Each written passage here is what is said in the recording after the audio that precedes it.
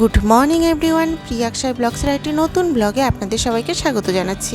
আমি প্রিয়াঙ্কা, আশা করছি আপনারা সবাই ভালো আছেন, আমরাও ভালো আছি। এখন সকাল এই 6:30 কি 6:20 মতো বাজে, আর আজকে আমি ঘুম থেকে উঠেছি 6:05। কিছুদিন যাবত একটু লেট করে ঘুম থেকে উঠছি, মানে ওই আগে যেখানে 5টা সাড়ে 5টার মধ্যে উঠতাম, আর এখন সেখানে 6টা 5:10-এর মধ্যে ঘুম থেকে উঠে পড়ছি। ভেবেছিলাম এই সময়টাতে আমি এত সকাল সকাল ঘুম থেকে উঠবই না, মানে ওই পৃথ্বীবাবু 9টা সাড়ে 9টার মধ্যে ঘুম থেকে ওঠে, ওই সময়টাতে ওর সাথে একবারে উঠবো। আর এই চিন্তা করার সবথেকে বড় কারণ, আমার শরীর ভীষণ খারাপ ছিল কয়েকটা দিন, একদমই রেস্ট নিতে পারছিলাম না। মানে রাত্রিবেলা ঘুমোতে ঘুমোতে সেই 1:30 বেজে যায়, সকালবেলা 5টার সময় ঘুম থেকে ওঠা, সারাটা দিন একটু রেস্ট পেতাম না, তো শরীর ভীষণ খারাপ লাগছিল, একটা দুর্বলতা সারাটা দিন থেকেই যেত। 2-3টে দিন মাঝখানে ঘুমিয়েছিলাম সকালবেলার টাইমটাতে, তো শরীর ভীষণ ভালোও ছিল, সেই কারণেই এই ডিসিশনটা নিয়েছিলাম। কিন্তু সবথেকে বড় যে সমস্যাটা হচ্ছে, সেটা সকালবেলা স্নান করে পুজোটা না করলে, ওই যে দুপুরবেলার টাইমটাতে যদি করি, স্নান সেরে পুজো করতে করতে মোটামুটি 3:30 4টে বেজে যায়, আর তারপরে একটু পরেই সন্ধে নেমে যায়। আর অত লেট করে না পুজো করতে সত্যিই ভালো লাগে না। সকালবেলা না এই স্নান করে পুজো করতে ভীষণ ভালো লাগে। এই সময়টা আসলে একটা অভ্যেস হয়ে গেছে, সব কিছুই একটা অভ্যেসের ব্যাপার।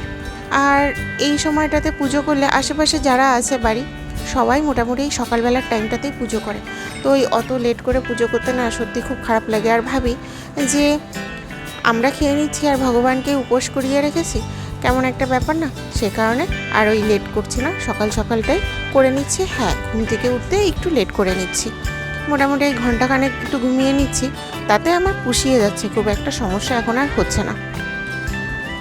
আর যাই হোক, আমি আজকে তো সকালবেলা ঘুম থেকে উঠেও গেছি, আর অনেক কাজ করেও ফেলেছি। আর আমার মোটামুটি 8টা বললে ভুল হবে, এই 8:45-টার মধ্যে আমি ঠাকুর ঘরে চলেও এসেছি। আর আজকে এই যে আমাদের এই ফুলগুলো ফুটেছে, মোটামুটি অনেক ফুলই ফুটেছে। আগে যেমন একটু সকাল সকাল করে ঘুম থেকে উঠতাম, তো ফুলগুলো ফুটতো না। এখন যেহেতু এই 6টার দিকে ঘুম থেকে উঠছি, এখন ফুলগুলো কী সুন্দর ফুটে যায়। আর এখন এই সকাল 8:45-টার মতো বাজে, আর আমি ঠাকুর ঘরে চলে এসেছি পুজো করতে, আর আমার পুজো প্রায় কমপ্লিটও হয়ে গেছে। আগে যেটা করতাম, ঠাকুরের প্রসাদটা ঠাকুরের আসনের কাছেই রেখে যেতাম, আর মোটামুটি আবার পরে যখন ঢুকতাম তখন প্রসাদটাকে সরাতাম সামনে থেকে। কিন্তু এখন যেটা দেখছি, ঠাকুরের সামনে প্রসাদ দেওয়ার কিছুক্ষণের মধ্যেই না পিঁপড়ে চলে আসছে, যেহেতু মিষ্টি জাতীয় জিনিস, তো সেই কারণে কিছুক্ষণ দরজাটা বন্ধ রেখে বাইরে দাঁড়িয়ে আবার সেই ঠাকুরঘরে ঢুকে প্রসাদটাকে সরিয়ে নিচ্ছি, নাহলে না পুরো ঠাকুরঘরটা না পিঁপড়ে পিঁপড়ে হয়ে থাকে, একদমই ভালো লাগে না।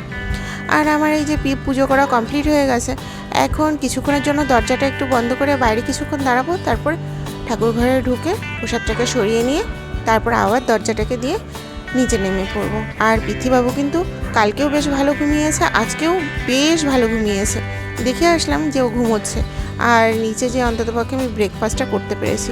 আর এই যে পাশের বাড়ির বৌদিদের গাছের ফুল এখনও তোলেনি, ওরা যখন পুজো করবে, ওরা আবার একটু লেট করে পুজো করে, তখন তুলবে। আর এই যে আমাদের সকালবেলার ব্রেকফাস্টে ছিল পরোটা, ডিম ভাজা আর চা। পৃথ্বীবাবু কিন্তু এখনও ঘুমোচ্ছে, অন্ততপক্ষে আমাকে ব্রেকফাস্ট করার টাইমটুকু দিয়েছে। আর সকালবেলার এই টাইমটাতে না বিভৎস খিদে পেয়ে যায় আমার। আর এই যে এই পরোটাগুলো আছে, মা খাবে আর আমি খাবো। মা যদিও বা সকালবেলার টাইমটাতে না ডিম ভাজা একদমই খেতে চায় না। ভেবেছিলাম রান্নাটা আজকে আমিই করব, দুপুরবেলার লাঞ্চটা, তো দেখলাম মা আগে আগে বসিয়ে দিয়েছে। মানে ওই যে সকালে ব্রেকফাস্ট করে একটু ঘুমিয়েছি, একটু বলতে ওই 10:30-টার মতো বেজেই গেছে। তো পৃথ্বীবাবুও ঘুমোচ্ছিল, আমিও ঘুমিয়েছি, আর বেশ কিন্তু ফ্রেশও লাগছে। আর দেখি এদিকে দেখলাম মা রান্না বসিয়ে দিয়েছে। আর আমাদের আজকে হবে ওল দিয়ে ইলিশ মাছ। তো ওল দিয়ে ইলিশ মাছটা কিন্তু দারুণ লাগে খেতে, যদিও বা ইলিশ মাছের যে কোনো পদই ভালো লাগে, আর আমার মায়ের হাতের রান্না তার তো আর কোনো জবাবই হয় না। আর এই যে মা আগে ইলিশ মাছটাকে হলুদ লবণ দিয়ে ভালো করে মেখে ওটাকে আগে ভেজে নিয়েছে। আর এখন এই যে রিফাইন তেল খাই আমরা, তো রিফাইন তেলের উপরে তেলটাকে আগে গরম করে, এই মাছ ভাজা তেলটাই ছিল, ওর উপরে শুকনো লঙ্কা আর জিরে ফোড়ন দিয়ে দিয়েছে। তারপর ওই ফোড়নের ভেতরে কাঁচা লঙ্কাগুলো ফেড়ে দিয়ে দিয়েছে, আর তারপরে এই যে ওলগুলোকে দিয়ে দিল। এবার এটাকে একটু লাল লাল করে ভেজে নেবে।